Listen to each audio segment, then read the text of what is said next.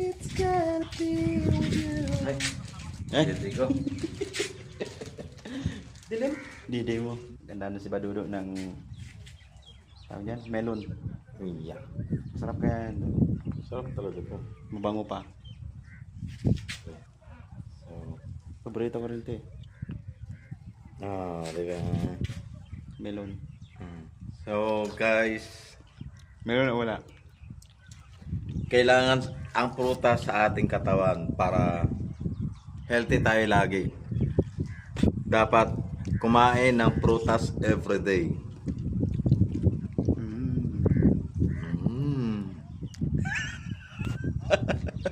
Hindi naman magsalita. Na lang. See? What is the benefit?